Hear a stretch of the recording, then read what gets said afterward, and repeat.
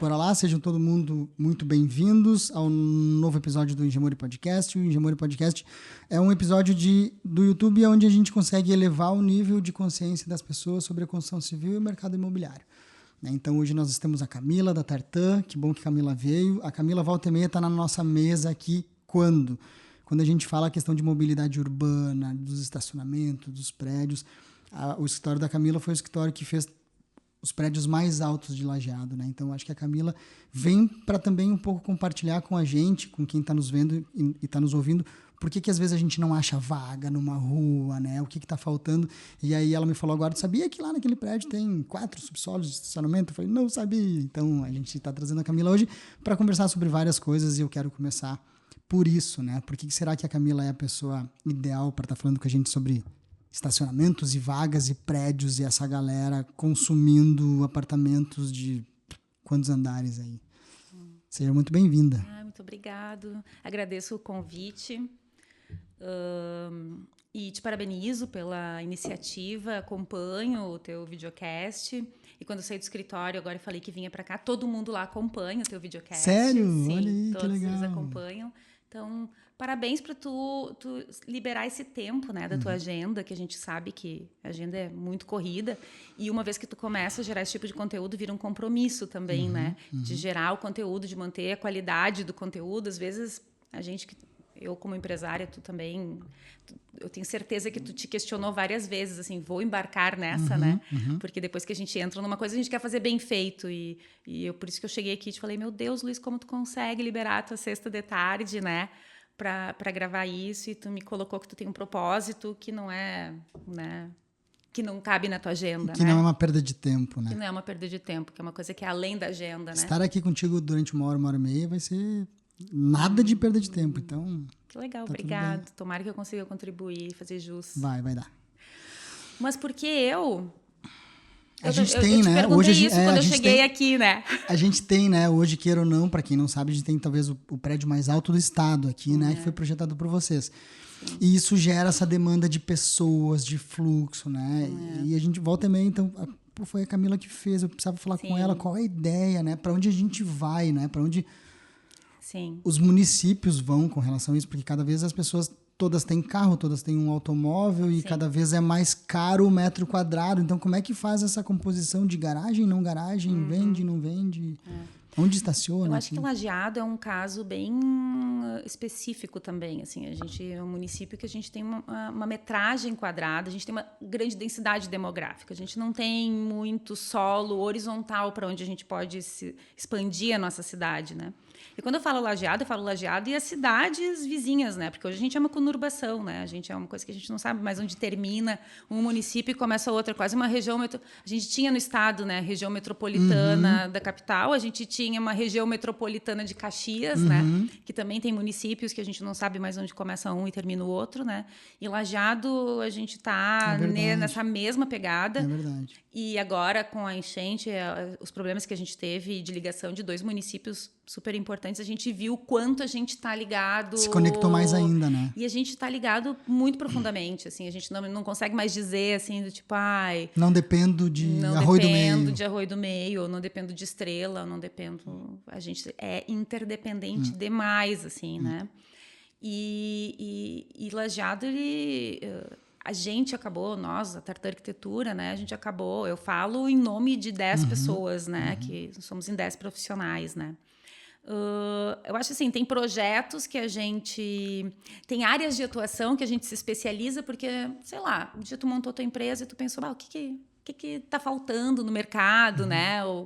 Mas tem aqueles projetos que te escolhem, né? Assim, que tipo, nunca pensei, mas quando fiz um, deu certo, fiz outro, deu bom, fiz outro, foi legal. Eu acho assim que os projetos nos escolhem, né?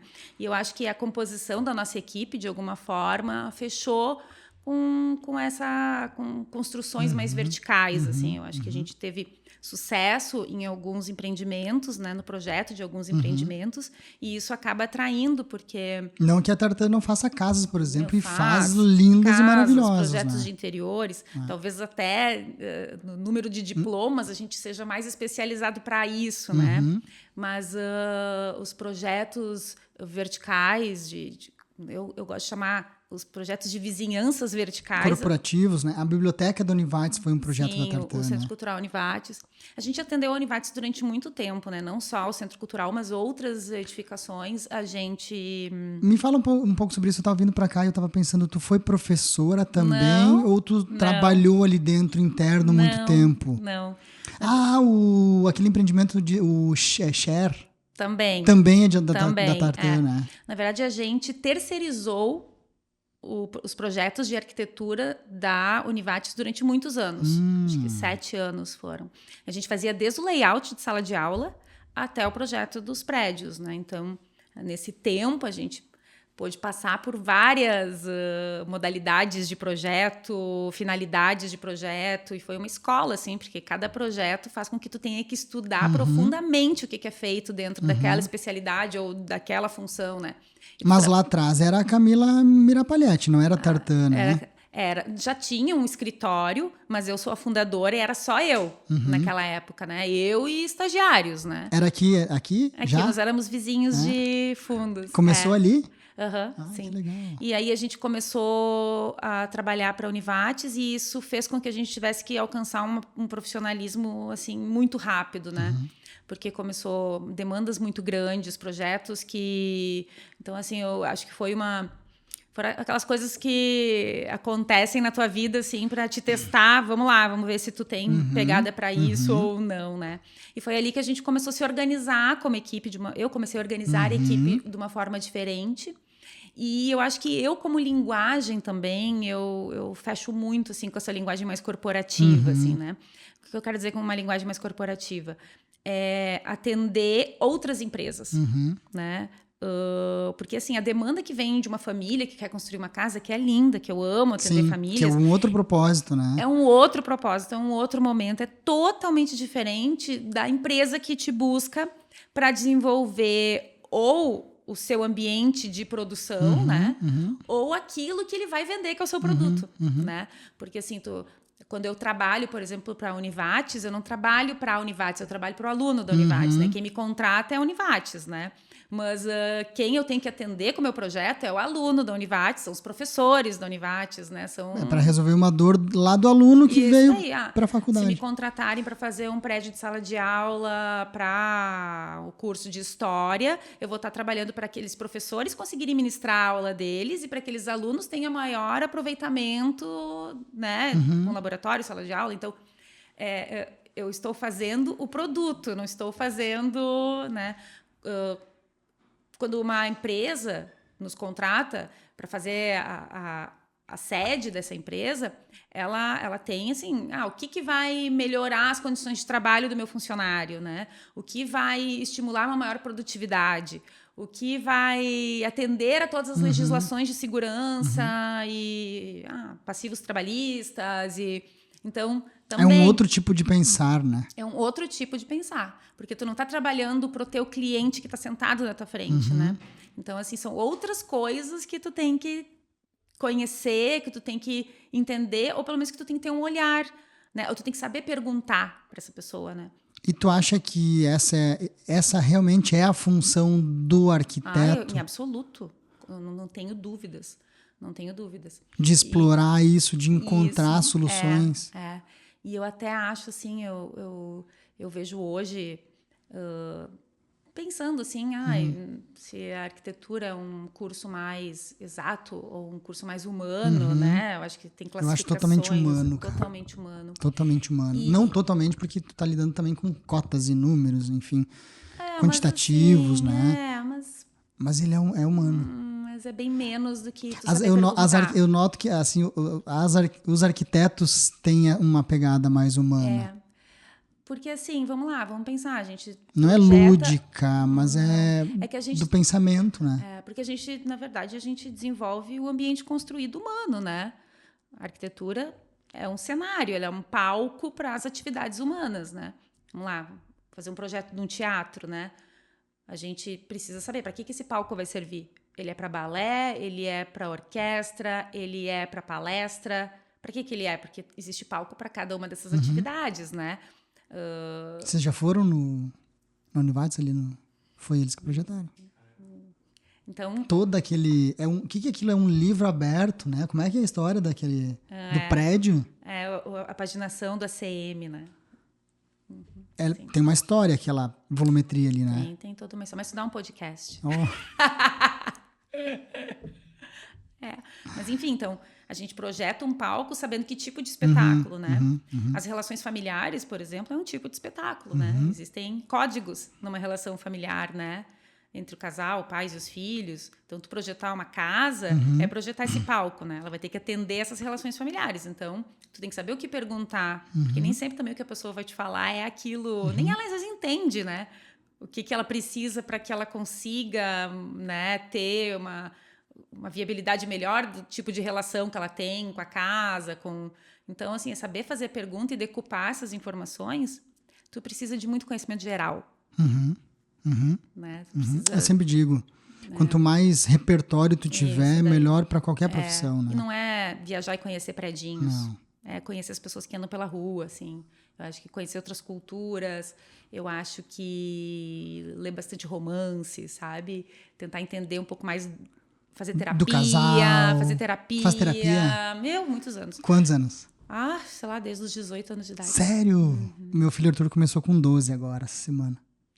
Porque eu também faço. Comecei com 18, quando eu fazia cursinho para vestibular. Caramba, comecei ali que legal. Faço desde lá. Às vezes eu paro meio ano e depois acabo voltando. Adoro. Mas assim, eu acho que isso faz com que... Se entender, né? A gente cada vez mais se entender para poder entender o outro. O outro. E faz a gente desenvolver uma ferramenta de tu conseguir sair um pouco da cena e conseguir analisar o cenário. E isso vale para ti como vale para o outro, né? Tipo assim, quando o Luiz fala dele mesmo, né? Ou quando o Luiz fala do outro, eu entendo mais o Luiz do que do outro. Sim. Né? Ou assim, o Luiz vem aqui, ele me fala dele, do filho dele, que tem 12 anos, que está fazendo terapia. Eu entendo que pai é o Luiz, que atenção ele tem com esse filho. Né? Então, a minha atenção não está só em ti, mas nesse cenário que se cria ao teu redor, né? E eu acho que assim a gente consegue ser mais assertivo em desenvolver esse cenário onde a pessoa vai conseguir fazer manutenção dessas atividades, né? E desse pai que o Luiz é, né? Então... Como é que vai ser o quarto do Isso. filho? Meu Deus, eu acho que provavelmente é uma família que gosta de ficar toda junta. O máximo de tempo possível. A importância como ele é atento do briefing, ao filho, né? Então, é saber fazer as perguntas certas, né? E ouvir. A gente começou, acho que o estacionamento foi só um gancho. A gente vai voltar pro estacionamento em algum momento, mas agora... Eu não respondi o estacionamento. Mas o estacionamento ele vai ficar agora como um gancho. Eu preciso entender, porque assim, pra gente poder pegar as dores pra vocês, porque são vocês que estão planejando tudo isso lá e bolando tudo isso lá pra depois a gente poder executar. Além de se entender, pra poder entender o outro, é questão de processo, né? Então eu queria... Quem mais nos vê aqui são muitas vezes estudantes de engenharia, de arquitetura, engenheiros, arquitetos e também muitos clientes que acabam caindo por aqui para tentar entender um pouco mais. Além de se entender para entender o outro, tem questão de processos, né? Como é que funciona a Tartan hoje com relação a processo? Desde o briefing do cliente, né? Pode se alongar ou ser breve como tu quiser, mas desde o briefing do cliente, de entender isso, depois como é que se desenvolve, né? Essa semana eu estava meio furioso, aí eu andei botando, né, a minha ideia na internet, porque alguns arquitetos de arquitetura, não sei por que motivo, talvez tu vai hoje me fazer entender, ficam picando o projeto durante a obra inteira, lá no 12º mês de obra ainda está vindo um detalhe de obra, e para mim, me parece que é perda de tempo para o escritório, porque ele fica voltando e colocando energia no mesmo cliente. Claro que tem uma culpa do cliente, às vezes também, que ele quer mudar e ele quer... Mas hoje na Tartan, como é que funciona esse processo de projeto para quem vai querer contratar a Camila amanhã, que é sábado? Primeiro eu vou te falar um pouquinho sobre essa questão da mudança, tá? Da mudança ou de atualizações de plantas e tal. Vocês devem ter um processo bem redondo hoje lá. Temos. Mas dentro do processo... Tá, ok. Tá? O que acontece, tá? Eu sou especialista em neuroarquitetura e hoje eu faço curso de neurociência aplicada aos negócios, tá? Eu me interesso muito por essa área. E eu acho que isso me ajuda muito me ajudou muito a entender que as mudanças de projeto, ou essa coisa de... mas aí... Porque o que acontece? Tá, beleza. Vou voltar e a gente já vai chegar lá, tá? Fez o briefing, entendeu? Pegou as dores. Fiz o briefing. Eu faço todo esse acolhimento, né? Da família ou do empresário, né? Eu faço esse acolhimento, entendo o que precisa ser feito e eu faço a concepção projetual de todos os projetos arquitetônicos, todos sou eu que concebo, tá? Porque eu não sei se esse tipo de informação ele é transferível. Acho que não, porque ele é o DNA da tua empresa, né? Exatamente, era o que nós estávamos falando antes, né? Eu tenho um volume muito grande de projeto e eu sou arquiteta. Eu disse, não, tu é uma empresária. Eu disse, não, sou arquiteta. Fiquei até as 8 horas da noite projetando. Eu sou especialista em gestão empresarial. Sim, eu tenho que organizar uma equipe, né, que comigo somos em 11, porque eu trabalho parelho com todos eles, né? Mas eu amo o que eu faço como arquiteta. Eu não quero deixar de fazer os projetos, porque eu acho que eu cheguei até aqui porque eu tenho essa ligação entre o ouvido e a mão, de alguma forma, assim, né? E eu não sei se isso é transferível, entende? Então, assim, eu tenho pessoas que me ajudam, eu tenho pessoas que eu ajudo dentro da minha equipe, que fazem coisas que eu não faço, mas no projeto eu sou a que lança tudo, né?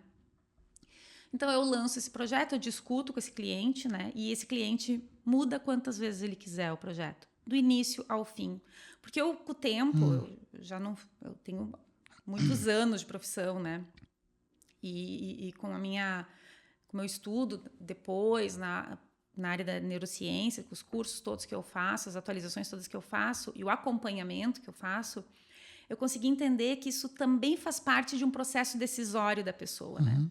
Tem pessoas que elas vão te dizer, Luiz, eu gosto de copo que em cima ele é um pouco mais estreito, ele alarga e daí depois ele fica bem pequenininho, olha, tá? E eu não gosto de copo redondinho.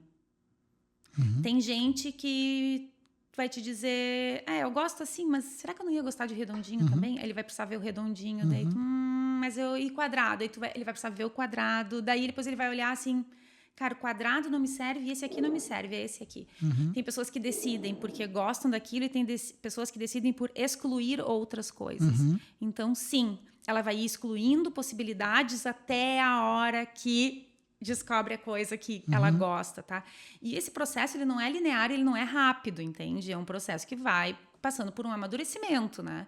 Então, é impossível a gente decidir, e eu gosto de dizer, a gente não decide um bem imóvel por causa de um móvel, né? Então, a gente tem escalas de decisão, né? Primeiro a gente decide o macro, a gente compra um terreno, depois a gente decide se a nossa casa vai ser térrea ou não, e se o terreno comporta isso e tal. Aí depois a gente decide, né, como é que vai ser a disposição, né? Se tem telhado ou não. Depois a gente decide. Então, assim, então tu entende que esse processo decisório de eu gosto ou eu preciso excluir, acontece desde a hora que compra o terreno, que decide o arquiteto, que daí depois faz... Então, vai acontecer, do início ao fim, modificações. Existem escritórios que já desde o contrato com o seu cliente deixam claro, olha, a gente modifica 3 vezes o teu projeto. Então, modificou as 3 vezes, eu vou detalhar, vou mandar para a obra, deu. Não é o caso da Tartan, tá?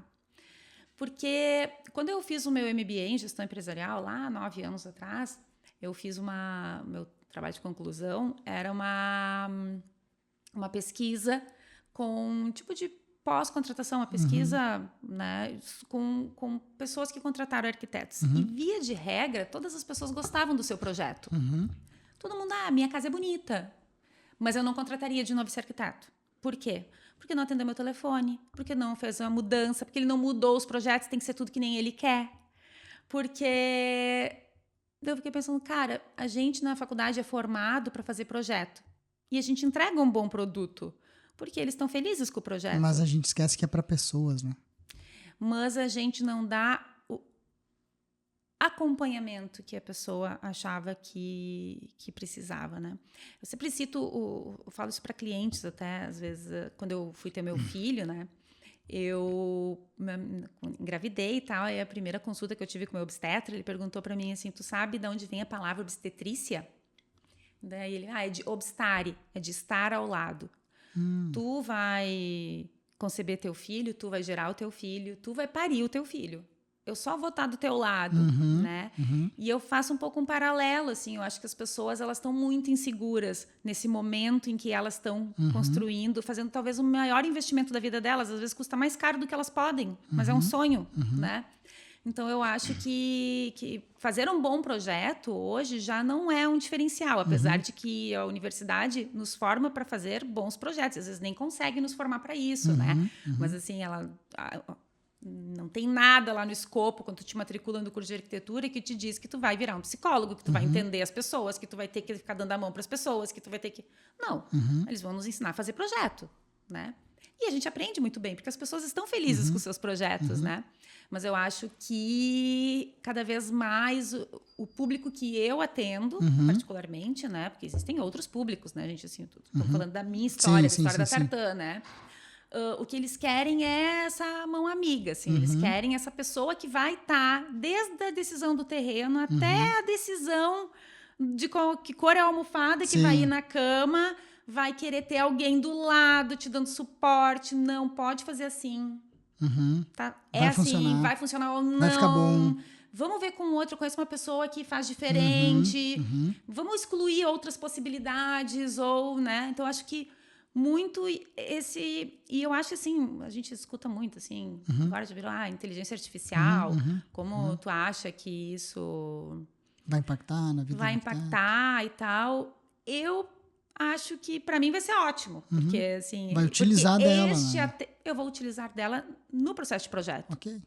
Mas no processo de acompanhamento ao cliente, dessa relação humana com o cliente... Eu não vejo um robô fazendo um briefing. Não vai fazer. Então, a partir do momento que eu vi que essa era a minha grande dificuldade, aí eu comecei a estudar, eu parei de fazer... Eu sou especialista em tudo, né? Eu já fiz 300... Mas, assim, eu deixei de estudar projeto, né? Eu sou especialista em arquitetura comercial, sou especialista em gestão empresarial. Eu parei. Comecei a estudar pessoas, né? Comecei, não, beleza, então... Mas nesse processo deve ser difícil, eu te entendi. É muito mais uma questão de apoio ao cliente, se ele quiser mudar, ok, porque para ele vai ficar bom. Mas como é que tu... Porque daqui a pouco tá um arquiteto te ouvindo e ele deve estar pensando, tá, mas e como que eu cobro? Porque assim, se eu deixar solto para ele ficar mudando, os caras vão mudar todos os dias, a semana inteira, a obra inteira. E eu vou ter que botar energia e pessoas nisso. Como é que se cobra isso? Como é que... Eu cobro por isso. Então toda alteração tem um custo. Não, mas o meu custo, o meu valor vai comportar isso, né? Eu tenho controles de custo, né? E controles de... vou te dizer, vai ter daqui a pouco um cliente que eu não vou ter tal lucratividade, eu vou ter menos. Sim, acontece em qualquer ramo de atuação, né? É muito difícil a pessoa alterar 13 vezes alguma coisa, né? Já tive uma cliente... Eu falo o número 13 porque eu já tive uma cliente que alterou 13 vezes, mas não é assim. Uma coisa que eu fazia muito e faço ainda, mas é uma coisa que... Assim, a gente normalmente faz o projeto global, né? O design total. Assim, então, a gente faz o projeto da residência, os interiores, acompanha o paisagismo também. Então, complementares, tudo, elétrico, hidráulico. Tudo. Estrutural, não. Estrutural, sim, mas está ali dentro. Principalmente tá depois do estouro da boiada ali na pandemia, que subiu muito o valor do aço. Então, assim, eu acompanho, eu compatibilizo tudo, né? Todo mundo me manda, eu faço a compatibilização, eu me entendo como maestro disso, né? Mas eu não sou eu que faço. A gente até tem parceiros que fazem, mas... E ok, porque a maioria faz isso. Então... Mas, assim, a partir do momento que eu comecei a ver que esse era o caminho, que tinha... Nem sei se eu estou fugindo da pergunta. Que tinha essas modificações. A gente tem uma equipe dentro do escritório que faz essa lida diária. Por exemplo, estava dizendo, eu fazia muito tal coisa, que não sei o quê, talvez eu não faça mais. Eu estava nessa linha, eu fazia muito. Eu nem me lembro mais o que eu estava Mas talvez de alterações ali, né? De alterações. A gente faz, então, o projeto da casa, o arquitetônico, e já faz... O cliente aprovou o projeto arquitetônico, eu já começo o projeto de interiores. Às vezes não está nem aprovado na prefeitura, não está nem... Eu bato muito nisso, muito. Eu já faço. Cliente, tu tem que fazer o interior junto. Às vezes, quando começa o projeto, quando começa a obra da casa, eu já estou com os interiores definidos. Perfeito. Né? Mas, às vezes, esses interiores vão ser executados dali 1 ano e meio. Em 1 ano e meio, essa pessoa foi para a praia, essa pessoa visitou o cunhado, essa pessoa foi... sei lá, entendeu? A gente tem muito acesso à informação. E o cliente tem muito acesso à informação. E eu não vou ser uma ferramenta de barrar o fluxo mental desse cliente, entendeu? Então, sim, existem alterações. Sim, a coisa vai picada também, porque se eu me adiantar, eu vou começar a ter planta sobreposta dentro de uma obra, né?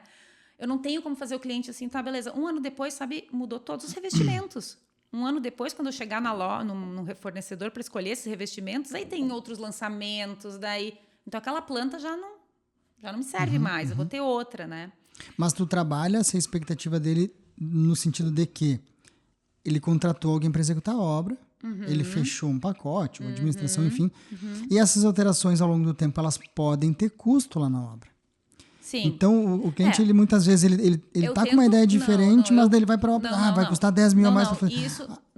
Isso sempre assim, quando ainda há tempo de fazer as modificações. A gente também tenta sempre adiantar. Antecipar. Claro, né? Porque a gente acompanha a obra junto e tudo, então...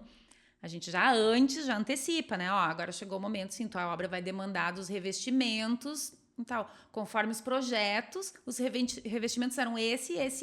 Vamos dar uma explorada, vamos ver se vocês gostaram. Às vezes chegam numa loja, olham o outro, se apaixonam. Não tem problema, compra esse, a gente altera o projeto.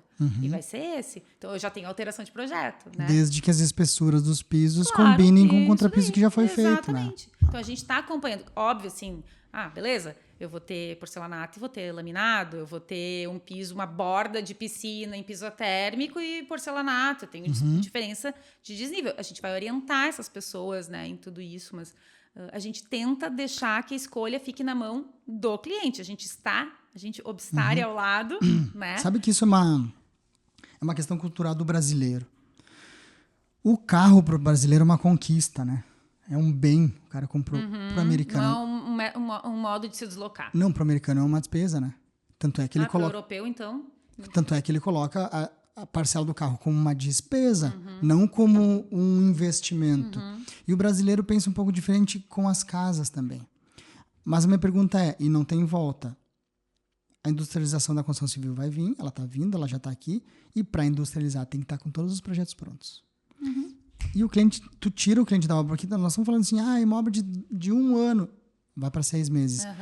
Então, eu acredito que naturalmente os próprios escritórios também vão começar a mudar um pouco o processo de entrega, né? Processo normal, um processo com, né, pessoas empilhando tijolos, né, baseado na mão de obra e não baseado na tecnologia, né? A gente, em contrapartida, faz obras totalmente pré-moldadas, né, onde a gente nem tem tanta flexibilidade, né?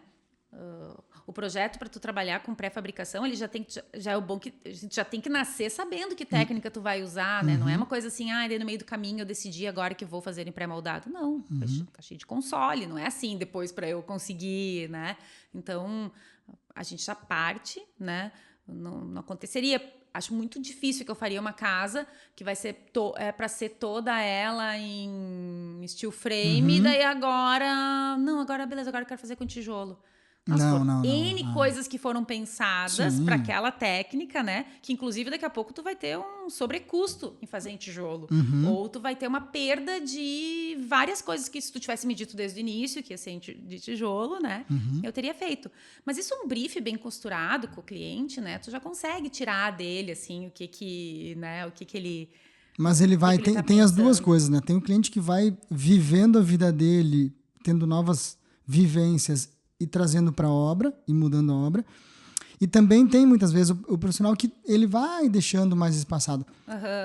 Só que, às vezes, para a obra complica, que nem Gemori é acostumado a fazer orçamento de obra. Se não tem todos os projetos, é um caos fazer um orçamento de obra. Vira de novo um chute lá, né? Então, é aquela coisa do chute sempre é para cima. Então, eu também sempre penso no cliente. Claro. Pô, o cara vai gastar 100 mil a mais aqui, porque eu tô chutando uma elétrica que não tá pronta. Eu tô chutando...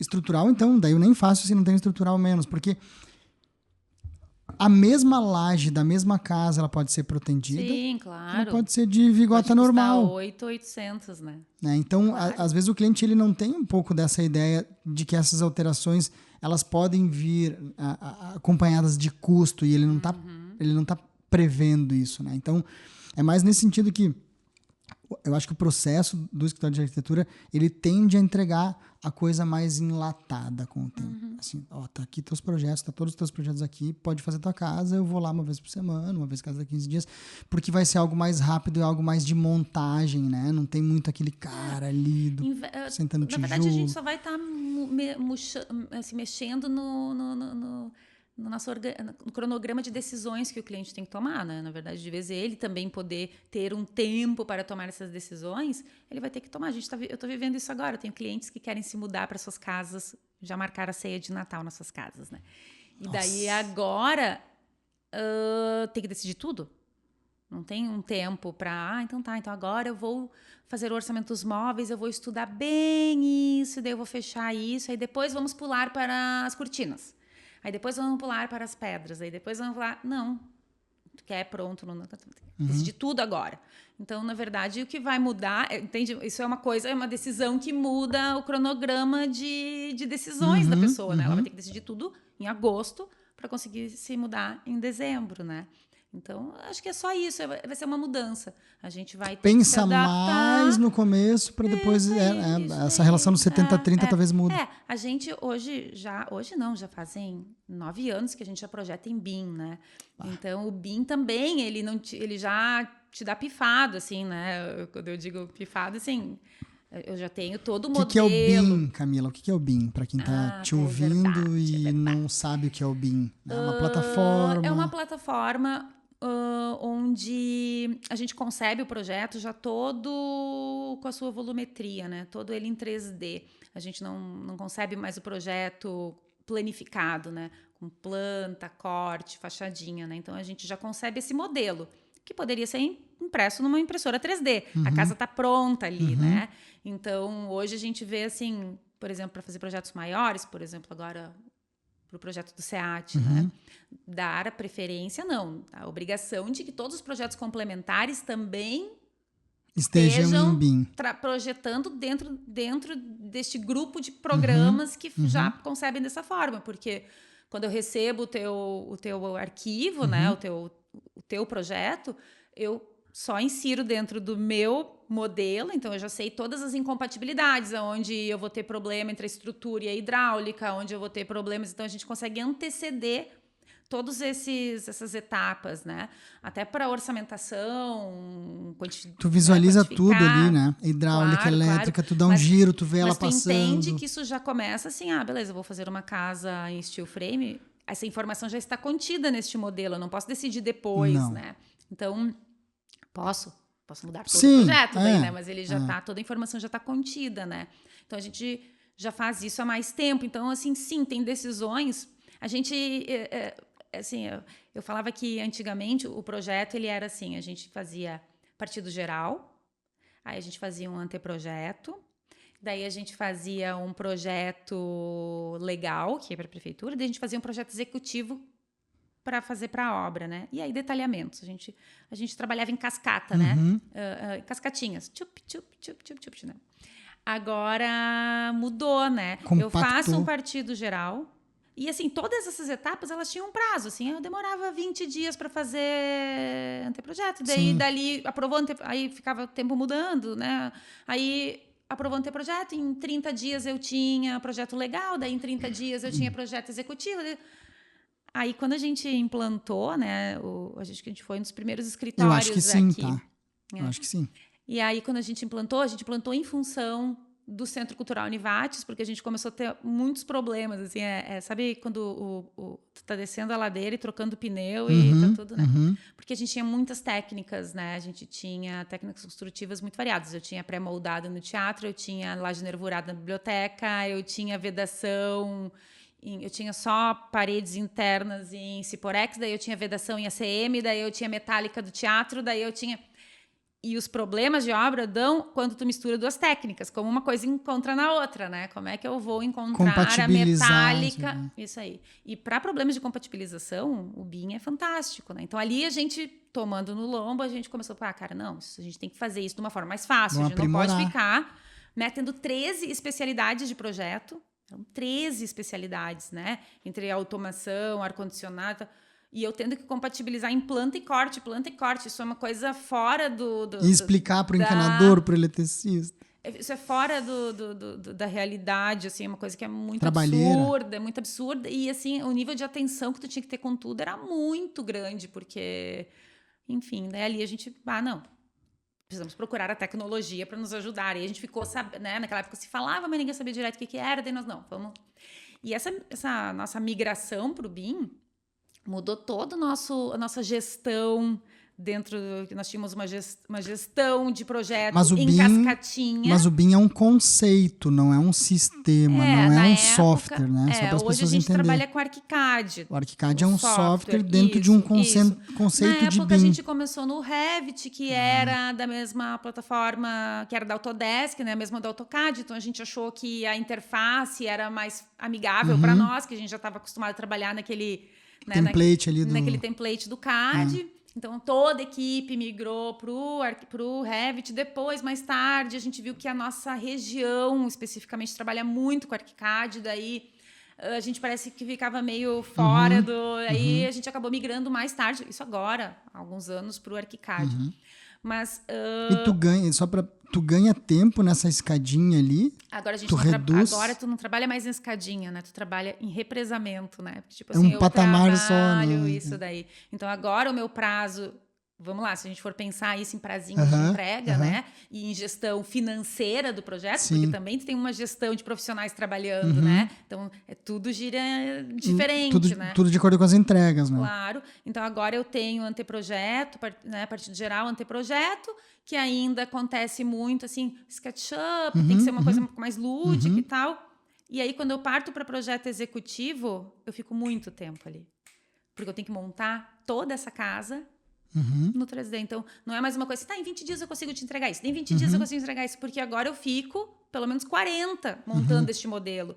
Os projetos estruturais eu tenho que receber naquele momento. Eu não posso deixar, a escada tu pode fazer depois. Então, já vamos liberar o cara para comprar o aço, para ele não tem. Eu preciso tudo ali. Então, ali eu vou ter que ter o tempo necessário. Ou se eu estou falando de um prédio, porque a gente veio aqui para falar de desenvolvimento imobiliário, né?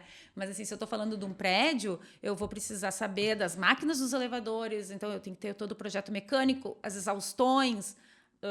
né, se vou ter central todas de gás, as informações ali, porque elas são lançadas juntas. Isso aí eu vou precisar nessa primeira etapa. Então, uma etapa dessas vai durar meses.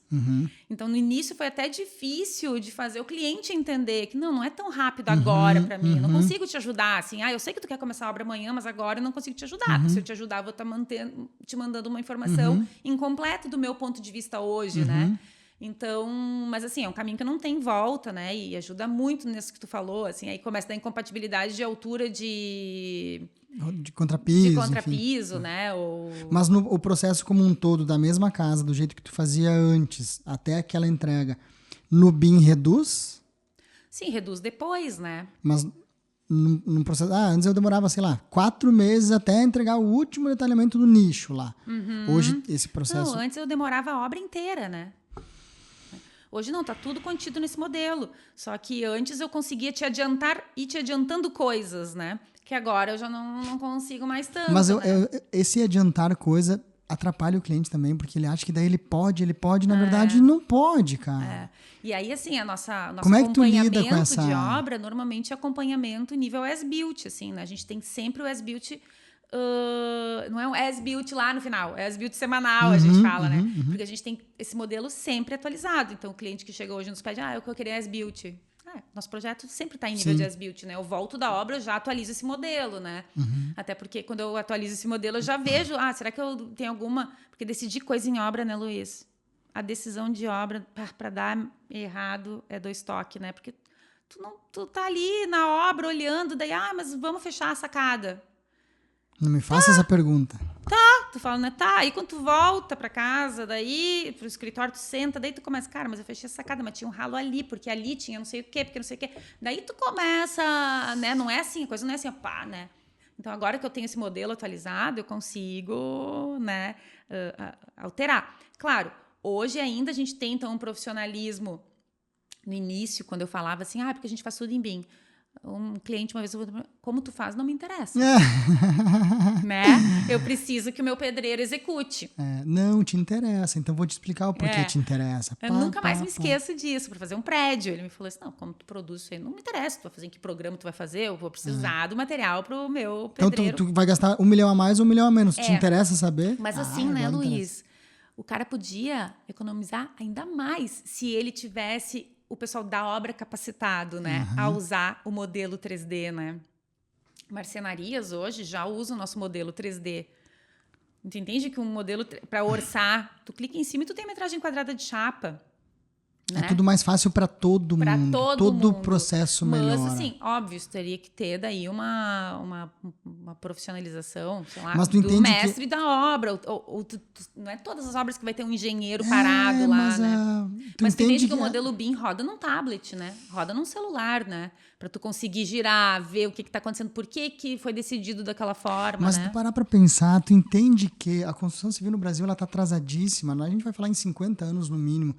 Tu entende que é por culpa, não por culpa, mas vem de nós, vem de quem tá projetando. Se você projetar em BIM, vão ter que executar em BIM, ponto. Se você já programou e pensou e mostrou para o teu cliente que é mais fácil fazer ampliação da indústria dele de sorvete em light steel frame porque ele vai operar 2 meses antes e aquela receita de 2 meses vai pagar a obra, vai ter que executar daquilo ali. Então, vem de nós um pouco isso. Qual é a grande questão ali? Que eu acho que talvez isso tu faça muito bem. É trabalhar a ansiedade do cliente. É trabalhar didático a ansiedade dele, poder explicar para ele a jornada, porque às vezes eu tenho a impressão que nós, profissionais, técnicos e que fazem projeto, e os arquitetos, não sabe trabalhar isso e vai deliberando, vai entregando uma planta baixa, vai entregando um corte. Tu mais está atrapalhando o cliente porque ele vai começar a dar murro em ponta de faca, porque ele vai chegar lá no Luiz, o Luiz vai falar, falta esse projeto, ele vai chegar lá no, sei lá, no calculista, o calculista vai dizer, falta isso aqui. Contigo. E aí tu bagunça a vida de todo mundo ali, né? Eu digo, tu bagunça quando tu vai largando essas coisinhas. Não, senta com o cliente, explica para ele. O diabo, é porque ele é... Porque ele é o diabo, né? Já tem tempo que ele faz isso, né? Então ele sabe como fazer. Eu acho que também, assim, o profissional mais jovem, ele também tem essa ansiedade de mostrar para o seu cliente, né? Assim, dar um retorno para o seu cliente. Nós lá, por exemplo, tá? Só um parênteses, essa é a função do nosso podcast, tá? É para que os jovens arquitetos entendam por onde tu passou e qual foi a trajetória e o que funciona. Eu não vou dizer que eu também não tive essa ansiedade de mostrar um resultado para o meu cliente, né? Ou um resultado parcial, digamos assim, né? Mas, assim, hoje, por exemplo, assim, cliente fechou conosco, é feito um grupo de WhatsApp. Botar escrito, eu só atendo o WhatsApp da 1h30 às 18h. Não funciona. Isso não serve nem para mim. Se eu estivesse contratando um profissional, tu faz a gestão dos horários da mensagem no WhatsApp, não eu, né? Então, assim, para mim, fechou comigo, grupo de WhatsApp. Todos os profissionais do escritório que vão estar interagindo estarão no grupo, o cliente vai estar, a mulher do cliente vai estar. Todas as informações, por favor, seja 2h, seja sábado de noite, manda no grupo, porque o grupo é um fichário com todas as informações desse projeto. Alguém tá olhando, né? A Camila não tá aqui, tá numa reunião. Não posso responder naquela hora, responderei segunda-feira, mas deixa que eu faça a gestão dessas informações, né? E o meu WhatsApp é no silencioso, há anos já, entendeu? Então, eu faço essa gestão dessa ansiedade, porque também é a minha ansiedade. Se eu mando uma mensagem, eu adoro mandar mensagem domingo, tá? Assim, do tipo, para manicure, né? Não quero que ela me responda no domingo, mas é que segunda eu vou chegar no trabalho, eu não vou me lembrar disso. Tu esqueceu. Então eu falo pro meu já cliente, digo, não precisa me responder. Passou domingo na obra, não deixa pra segunda, manda ali. Se eu puder ler, te responder, te respondo. Se eu puder ler e não tiver resposta, eu não vou te responder, mas segunda-feira a gente se fala, né? Usar essa tecnologia a teu favor, né? E deixar que essa ansiedade... Não, eu já falei pra ele, tá ali, segunda-feira ele vai me dar retorno, entendeu? Mas sabe aonde nasce o processo da ansiedade? Na venda. Porque muitas vezes na venda, nós profissionais, empresários, enfim, a gente precisa botar dinheiro no caixa. Então, muitas vezes na venda, a gente aceita uma proposta de prazo que nem a gente sabe que vai cumprir. É muito engraçado, eu tô fazendo uma casa que a gente começou a casa, a gente, né, o que a gente veio aqui, a gente fez orçamento, tal, fechou a proposta, né, eu imprimi o contrato, tava fazendo a proposta e o cliente já tava me demandando antes da reunião, eu preciso dessa casa até o final do ano. Se a fulana souber que não vai ser entregue, cara, vai dar PT. Marquei a reunião, a primeira coisa que eu falei, botei o contrato em cima da mesa, se a condição de nós assinar esse contrato é a casa final do ano pronta, a gente não assina. Os dois me olharam. Como assim? Falei, a casa não vai ficar pronta no final do ano. Tá, mas como assim? Vocês têm que fazer isso aqui, o projeto não está Claro. aprovado, tem prefeitura. Nós vamos começar a obra em dezembro, talvez janeiro. Tem 400 e poucos metros quadrados com piscina, essa obra vai até dezembro. Vocês têm que imobiliar, vocês não vão estar na casa em dezembro. Não, Toda vez que a cliente me chama, fala comigo, ela diz assim, eu amo a tua transparência. Porque assim, ela já tirou Porque da cabeça também a dela que o Natal não vai mais ser na casa dela, Luiz, ponto. porque também a transparência gera confiança. Porque né? sabe o que acontece? Daí o cliente fala assim, mas o outro construtor disse que entregava, disse, te mentiu. Bom, então, né? Porque assim, também Ou as ele vai coisas- correr e te entregar uma Em porcaria. construção civil, as coisas têm etapas, Tem prazo, né? tem prazo pra Tem que secar deixar- aquele claro, tijolo. vai ficar escorado tantos, né? Vai ficar escorado lá quantos dias, daí tu vai tirar a escora, daí tu pode pensar em outra coisa. As coisas têm uma ordem, né? Elas têm uma curva mínima. Então né? começa na venda e tu vai Claro. ganhar o cliente. Se tu falar pro teu Claro. cliente assim, olha, eu só consigo começar o teu projeto daqui a 2 meses. Claro. Mas claro, depois de 2 claro, meses eu te entrego. É. Mas é isso que eu estava te falando, quando o BIM entrou na nossa vida, mudou tudo. Todo o nosso cronograma de entrega mudou, né? E o nosso cronograma financeiro também. Eu ia, tipo, se eu fosse trabalhar 12 meses para essa família, eu sabia que eu tinha profissional Uma 12 recorrência, meses, eu podia, né, trabalhando. Agora não, tipo assim, nos primeiros 4 meses eu vou ter 5 pessoas trabalhando para ele, depois uma. Mudou a gestão financeira, entende? De toda a equipe, né? E tu consegue escalar o teu negócio com isso, porque tu Claro. ganha tempo. Claro. É o que eu falei esses dias, eu trouxe o Alex Motin aqui, que trabalha muito bem essa parte elétrica, com BIM e tal. Ele falou, cara, eu escalei o meu negócio 1/10. O que antes eu demorava, sei lá, um tempão para faturar, sei lá, 10 mil, hoje eu faturo 100 no mesmo tempo. Por quê? Porque a plataforma me ajuda. É, claro, existe um limite, né? Assim, eu acho que o arquiteto, por ele ter essa coisa de... Porque, assim, o ouvido é só um. As experiências de vida é só um. O posicionamento é só um. É intransferível, né? Então, assim, eu acho que o arquiteto, ele tem um limite de escala, tá?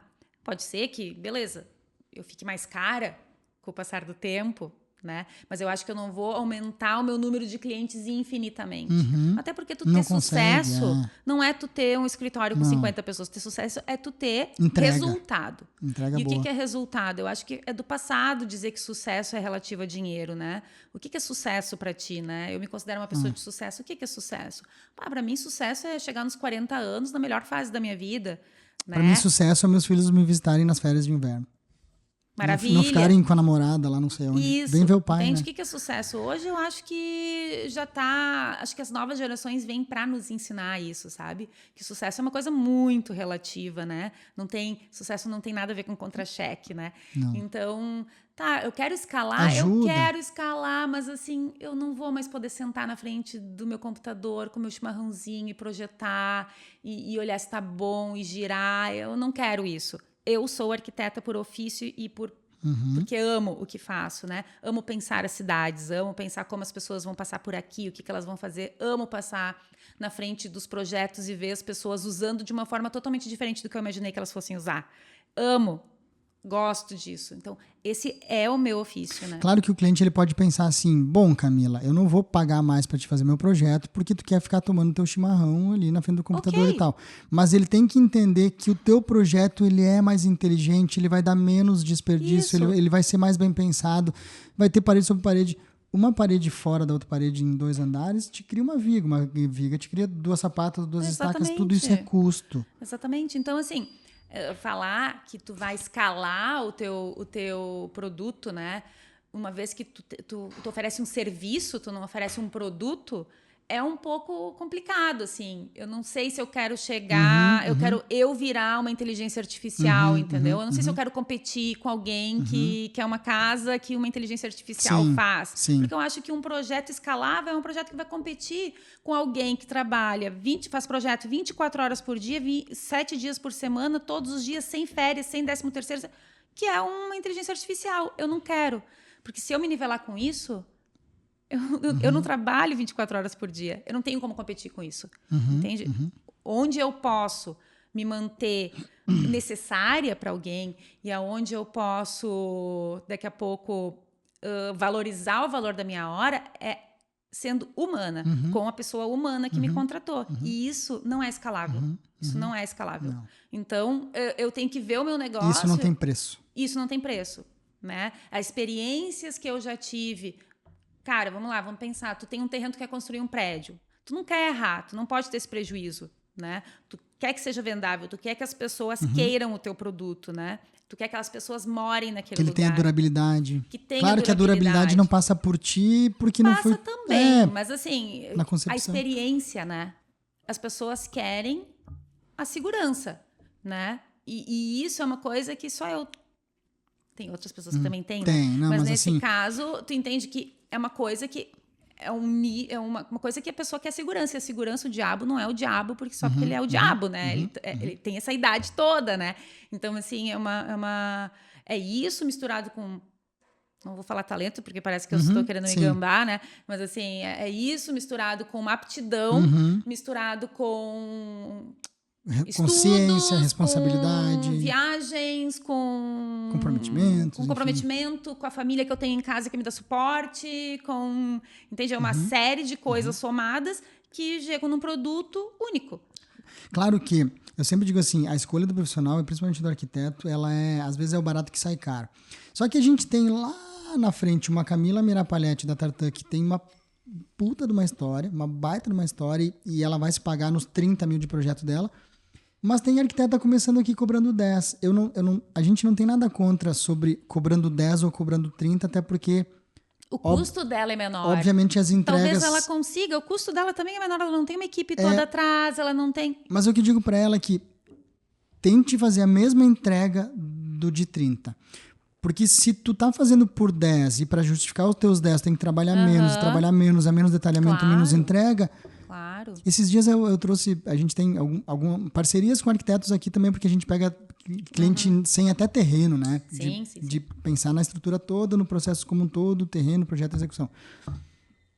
Elas me mandaram a proposta do cliente antes, a gente apresentou a proposta, no final eu falei para elas, vocês têm que subir o preço de vocês.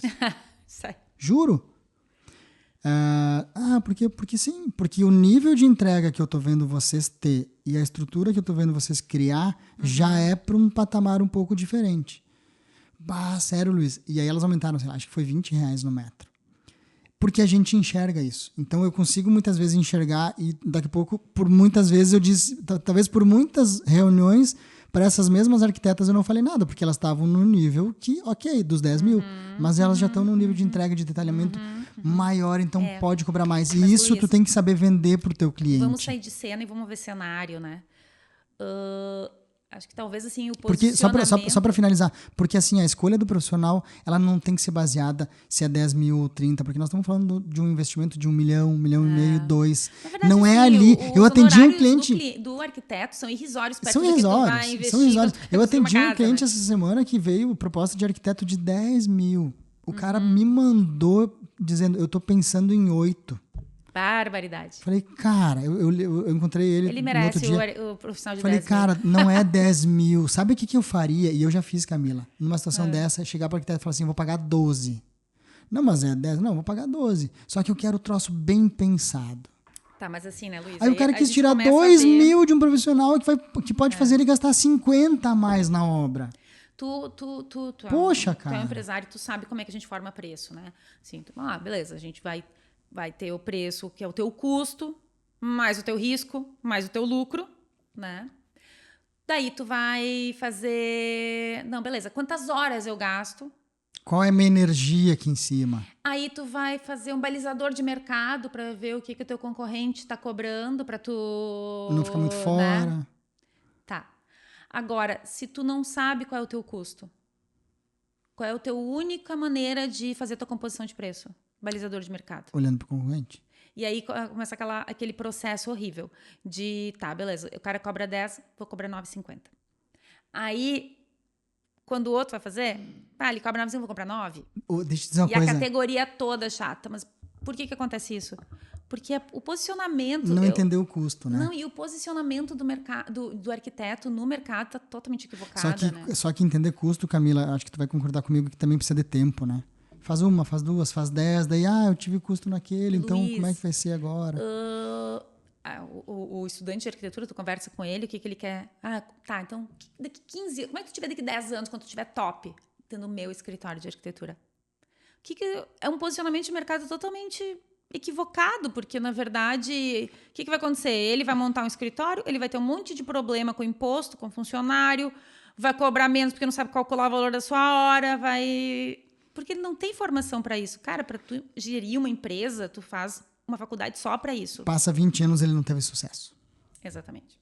Ele não vai chegar nem nos 10, nem nos 20. Não, tô falando em dinheiro, ele não teve sucesso. Isso aí. Porque ele se estressou. E ele nem acessou clientes. Exatamente. Agora eu vou te dizer, eu não sei se tu já passou por isso, mas, cara, é libertador não precisar olhar pro concorrente. Aquela primeira vez que eu fui te visitar, eu ainda não tinha os processos que eu tenho, então a gente ainda olhava um pouco pro concorrente. Hoje, eu juro pra ti que se eu apresento uma proposta pro cliente e ele diz, não, mas eu quero te mostrar a outra proposta do meu construtor. Eu digo assim, não, mas eu digo assim, não vai mudar nada pra mim. Porque o meu processo tá aqui. Porque tu sabe, né? Se eu tô te cobrando 10 e tu vai me mostrar que ele cobrou 7 ou 15, pra mim não muda nada, porque continua sendo os 10.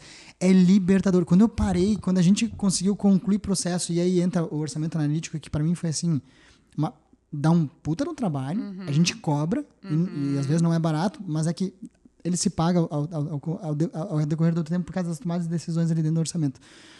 Quando a gente ajustou o processo e eu não precisei mais perguntar quanto que o fulano cobra, quanto que tá o metro, foi libertador. Porque toda vez que eu entregava uma proposta que a gente não fazia orçamento, que era um chute, e eu fiz isso por muitos anos, tá? Eu fiz o que, né, a galera faz por muitos anos. Toda vez que eu entregava uma proposta, eu tava no banho, eu pensava assim... Eu rezava 2 vezes. Tomara que ele feche e tomara que eu tenha lucro. Hoje não. Hoje a gente tem um acompanhamento diário de tudo que foi pensado e graças a Deus as coisas dão lucro e a gente consegue trabalhar mais animado. Então, assim, a partir do momento que... Eu acho que eu nem... eu não lembro a última vez que eu perguntei quanto que o Zé ali cobra o metro quadrado, sabe? Porque pra mim não muda nada. Não muda nada. Mas eu às vezes chego assim a pensar assim... beleza, se o João, né, ele tem um dinheiro, ele é um investidor, né? Ele tem um dinheiro, ele quer investir num negócio que dê lucratividade, ele viu, esse negócio de escritório de arquitetura aí, e ele é um administrador de empresas, né? Esse negócio de arquitetura aí tá dando lucro. Eu vou montar um escritório de arquitetura e eu vou botar vários arquitetos que sabem fazer bem projeto, os nota 10 da faculdade, eu vou colocar fazendo projeto para mim. Esse arquiteto ele ia ganhar melhor porque ele tem alguém atrás dele que sabe calcular, que sabe cobrar, que sabe parametrizar, que sabe dar feedback, contador, que sabe fazer marketing, que entende de contador, contratos. E o arquiteto ia fazer só aquilo que ele sabe fazer muito bem, né? Lembrando lá daquela pesquisa que todo mundo gosta dessa casa, né? Então, me parece assim que é até presunção do arquiteto achar que ele vai se formar em arquitetura para montar uma empresa. É uma coisa que não... Mas é um sonho, talvez, ali, até do próprio ego, né? Pode ser, mas assim, tu entende que o programador, ele quer trabalhar numa empresa, né? Sei lá, o engenheiro mecânico, ele quer trabalhar numa empresa. O encanador. Ele quer trabalhar, exatamente. Há um bom tempo atrás, uma equipe de encanador, o cara tava com, sei lá, 10, 12 funcionários. Eu falei, tu vai quebrar. Ele me olhou como assim? Eu falei, cara, tu vai perder toda a gestão do teu negócio. Tu tá com um monte de gente na rua, eles estão fazendo coisa errada, que tu não tá junto, eles estão fumando, eles estão comendo, eles estão dormindo. Tu vai te dar mal. 1 ano depois, 2, ele reduziu a equipe de novo. E aí, às vezes, eu vejo, assim, alunos, né? Eu recebo alunos lá no escritório e tal. E assim, na faculdade podia ter uma disciplina de gestão de escritório de arquitetura. Eu fico pensando, cara, às vezes o tempo da faculdade não te ensina a fazer projeto bem do que tu tá falando, sabe? De fazer gestão. Que gestão? Que gestão? Do que tu tá falando? Gestão tem uma faculdade só para isso. Né? Então, assim, acho que é até presunçoso. Então, acho que o posicionamento, e quando eu falo em posicionamento, isso começa desde lá do sonho, entendeu? Porque também o cara começou a sua faculdade de arquitetura. O que ele vê? Um monte de arquiteto montando empresa. Então, isso na cabeça dele, ele não quer ser o melhor arquiteto da empresa tal, que remunera bem, que paga bem seus funcionários, que tem boa qualidade de coisa que entrega um bom produto, que melhora a arquitetura como um todo, que... Ele não vê isso no mercado. Então, também não é um sonho que ele pode sonhar. Porque ele sabe que ele não tem essa... Mas é que, Camila, ele vê o sucesso da Camila. E ele quer chegar lá. Tudo bem, mas... E tá tudo bem. Mas assim, mas tu entende que... Eu só digo assim que talvez não seja o melhor caminho. Não né? seja o melhor caminho para a classe como um todo, e para o cliente, e para os E fornecedores. é perfil, tá? É perfil, porque assim, tu deve ter colaboradores ali que bateu 6 horas da tarde, o cara sai, ele liga a chavezinha da Tartan de novo amanhã às 8 horas da manhã. Sim. Então isso é perfil. Esse cara não pode ter um negócio. Não, ele não pode ter um negócio. É perfil. É perfil. Mas, assim, a gente há de convir que entre os arquitetos, assim, a maior parte acha que um arquiteto de sucesso é um arquiteto que é dono de uma empresa. Que caminha sozinho. Mas, assim, por quê? Um arquiteto de sucesso, ele tem que ser muito bom dentro da profissão dele, como arquiteto. E é isso que eu te digo, que eu não quero nunca perder esse tempo que eu tenho para me dedicar a esse meu ofício que é lindo, que eu amo, sabe? Eu, sim, sou uma empresária? Sim, sou uma empresária, porque eu tenho uma empresa, né?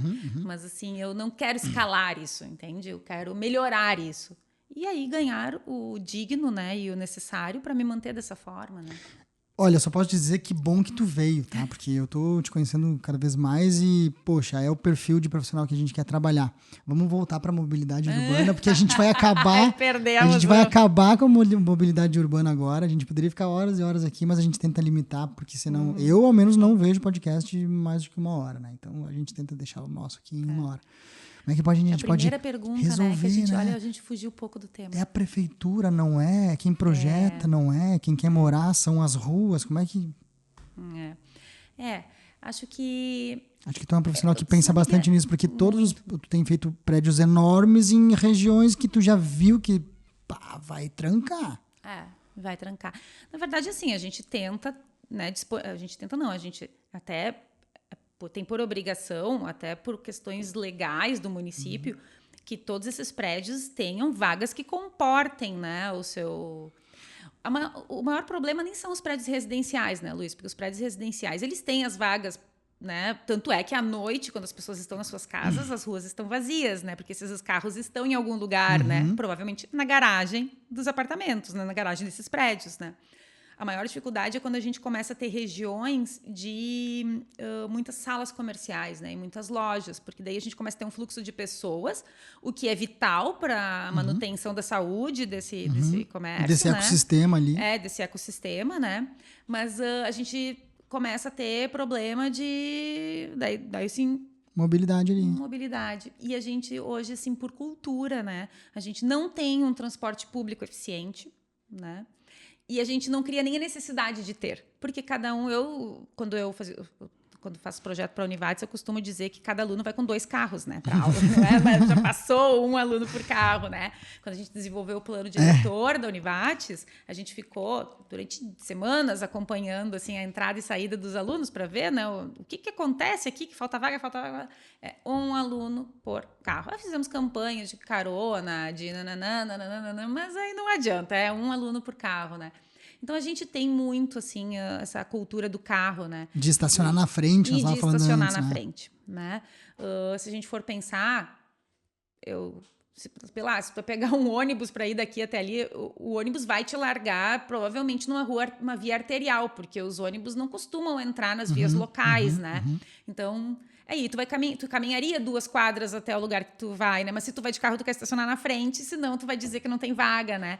Então, assim, eu acho que isso é uma questão cultural. Eu acho que ela já está passando por um limite, sabe, Luiz? Eu acho que a gente é uma cidade pequena no tamanho, mas a gente tem os mesmos problemas que cidades muito populosas, porque a gente tem tudo muito concentrado, né? Fruto disso, a gente vê essa verticalização maluca que Lajeado tem passado, né? Fruto disso, a gente vê o valor maluco dos lotes em Lajeado, né? Em Lajeado já há mais de década que a gente não compra mais metragem quadrada de terreno, a gente compra índices, né? Né? Eu nunca vi uma cidade onde tantas pessoas entendem de plano diretor. Não é quanto custa o lote, é o que eu posso fazer nele, né? Assim, uma corretora nossa vendeu hoje um terreno exatamente mostrando pro cara, olha, não é os 300 mil do terreno, é que aqui tu faz tantas casas de tantos mil e a tua margem... Se tu for para um terreno de 250 lá no outro loteamento ali, que tu tá me dizendo, as tuas casas vão ser menores e tal. Vendeu o lote.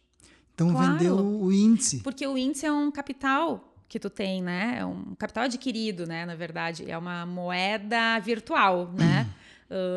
Que o plano diretor permite. Isso daí. Por exemplo, vou comprar um terreno, eu quero morar no São Cristóvão. Né? Cara, tu vai pagar um preço de terreno que poderia comportar 10 famílias em cima e não uma família, né? Porque lá na lei está escrito que ali comporta 10 famílias.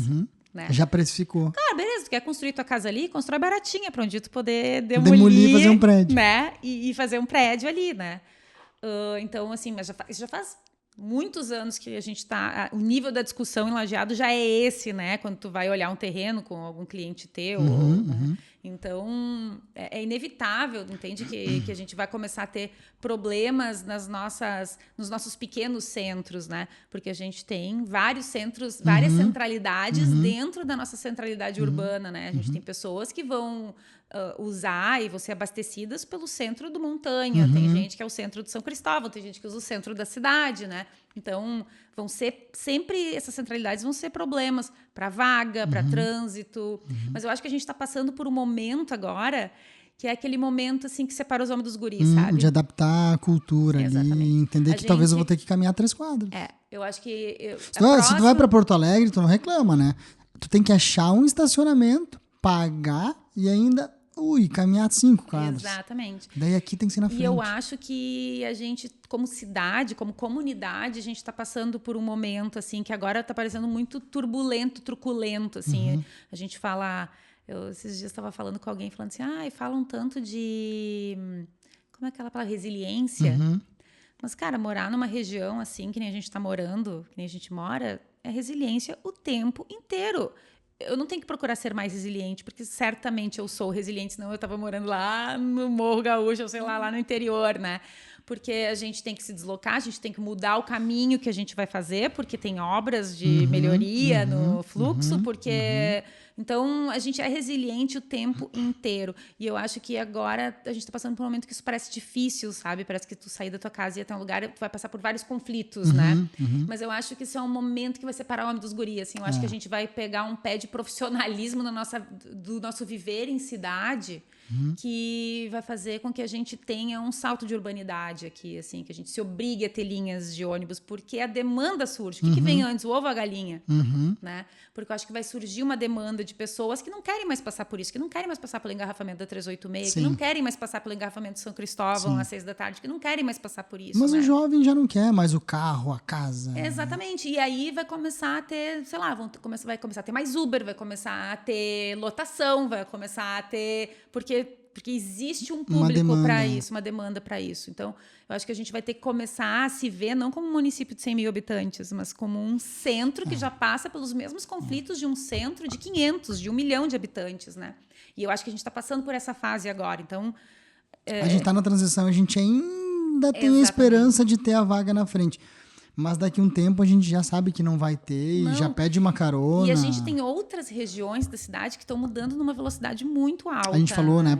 Até em função da enchente, né? Exatamente. Acho que a gente, como região, acho que essa catástrofe toda que a gente viveu, ela vai nos tornar fortes. Sabe aquelas coisas que não mata engorda, né? Sim. Assim, tipo, a gente vai nos pandemia, tornar assim. forte de uma maneira assim que vai ser único, né? Porque vai nos obrigar a nos profissionalizar em várias coisas, nos desenvolver em várias coisas. A gente não vai mais estar caminhando um passinho de cada vez, a gente está dando um salto, né?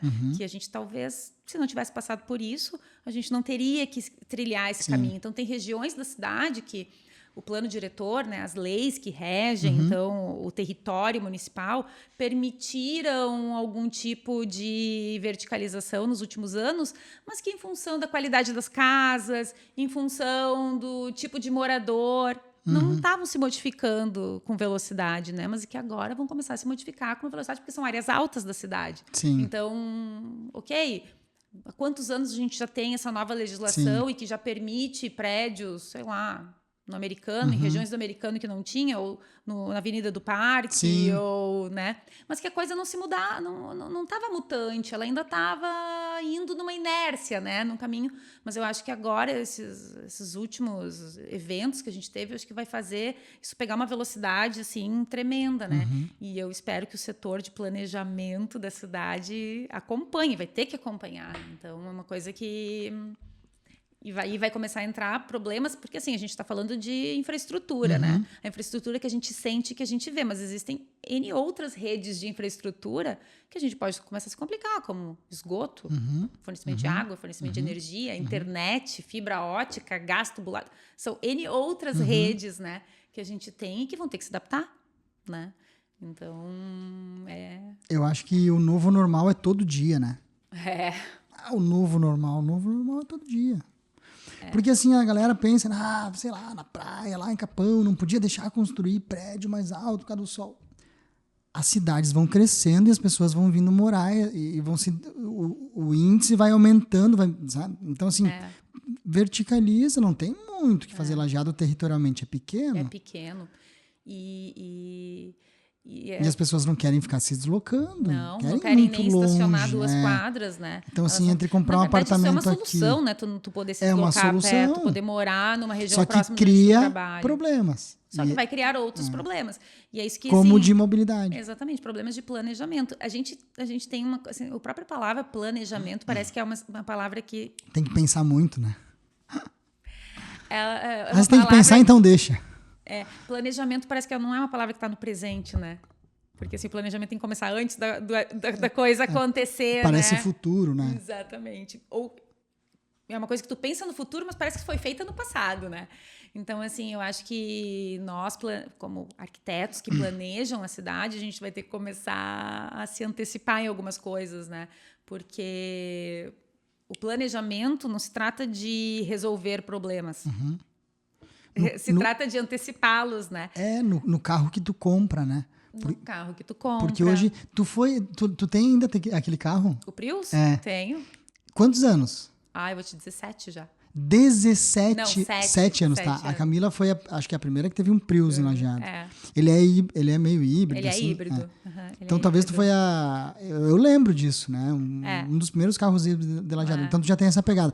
Daí a galera fala assim, cara, um BioID é mais pra cidade, porque tu vai fazer uma viagem lá pra não sei aonde, tu fica empenhado porque não tem como alimentar e abastecer. Só que depende da cidade, já na cidade ele já vai ficar sem... Tu vai ficar ali, sei lá, 1 hora num trânsito. Daqui a pouco um carro desse já não é mais viável nem na cidade. Então tu começa a pensar, inclusive, no carro. Camila, a gente poderia ficar horas aqui. Né? Horas e horas e horas. Porque assim, o tema a gente só falou dele pra dizer isso que a gente ficou meia hora antes e agora vai ficar talvez alguns minutos depois. Eu queria que tu deixasse uma frase, uma dica, uma palavra, alguma coisa aí pra quem tá te ouvindo. Fala pro teu telespectador. Porque assim, entenda que a partir de hoje, muita gente que queria te conhecer já te conhece um pouco mais. Quantas pessoas, quem é que é a dona dessa empresa? Tartã Arquitetura, fazendo baita prédio. É a Camila. Então, é agora que muita gente vai te acessar. Parece louco, mas é verdade. Então, a partir disso, muita gente vai... já conheço um pouco mais a Camila. E aí, fala alguma coisa para essa pessoa.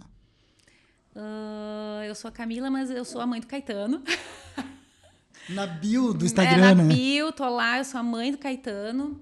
Não, na verdade, acho que deu para ver, assim, que eu gosto muito de trocar ideia. Eu acho que a gente cresce muito, assim, quando a gente consegue conversar com outras pessoas, né? Sempre uma troca. Então, eu sou uma pessoa, basicamente, de conversa, assim. Eu sou a legítima companhia de mesa de bar.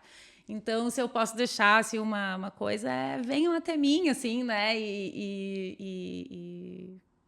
Enfim, acho que todos aí estamos para aprender, né? Então, quero te agradecer pelo esse convite, adorei. Quem agradece sou eu. Adorei. Já fazia um tempão que a gente não se falava, a gente tem pouca proximidade, né? Mas, apesar de que fomos muitos anos vizinhos, né, Luiz? Vizinhos, né? Mas te agradecer muito por ter vindo aqui. Eu acho que talvez agora, no fim, tu entendeu, né? No começo do episódio, ela mas qual é o objetivo, né? Acho que agora tu entendeu o que é se conectar cada vez mais com pessoas interessantes. Acho que o meu objetivo aqui, e eu saio enriquecido, né? A gente vai sair daqui, eu conheci muito mais a Camila, eu tenho mais autonomia em falar da Camila e da Tartã. Seja para qualquer pessoa, né? Do jeito que ela trabalha, do jeito que ela pensa, como ela é. Então, assim, vai um cliente meu, cara, a Camila é assim, papapá. Então, isso nos enriquece e a gente também consegue trazer o nosso jeito de fazer a coisa para pessoas que talvez vão despertar e vão, bacana, posso pensar em fazer diferente, posso pensar em fazer igual. Agora eu tenho que gravar um podcast pro para me convidar. Obrigado por ter vindo, obrigado pela parceria. E para quem ficou com a gente até aqui, sigam o Instagram da Tartan. Tartan Arquitetura.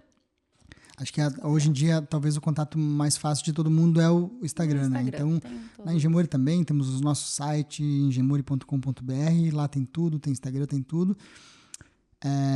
Tenta levar isso, a gente sempre pede, né? Parece um clichê assim, curta, compartilha, encaminha. Mas assim, entendam que para quanto mais gente vocês levar essa ideia, esse episódio, mais pessoas vão acessar algum conhecimento que tem aqui dentro. Então, mais pessoas, vocês ajudam e que às vezes também. Demoram anos pra gente aprender, né?